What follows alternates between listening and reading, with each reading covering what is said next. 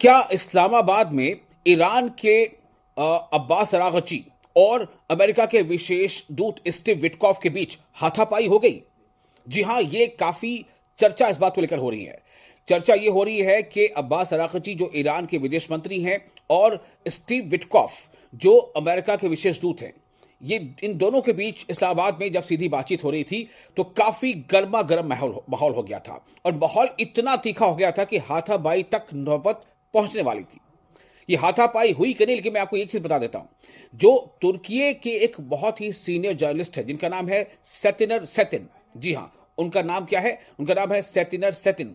ये काफी सीनियर पत्रकार है तुर्की के, और उन्होंने ये दावा किया है कि जब इस्लामाबाद में अमेरिका और ईरान के वफूद के बीच यानी डेलीगेशंस के बीच जब बातचीत हो रही थी, तो जब बातचीत स्ट्रेट ऑफ हॉर्मुज पर आई तो काफी गर्मा गर्म माहौल हो गया और काफी तीखी बहस हुई।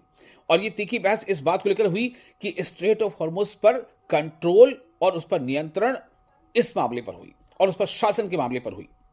बातचीत इतनी गर्मा गर्म हो गई कि हाथापाई की नौबत तक पहुंच गई। ये दावा किया है तुर्की के एक बहुत ही सीनियर जर्नलिस्ट ने, और इसी दावे के साथ ये समझा जा रहा है कि अगर इतनी तीखी बातचीत नहीं हुई होती तो हो सकता कि शायद कुछ अभी तस्वीर अलग होती, लेकिन ये हुआ है।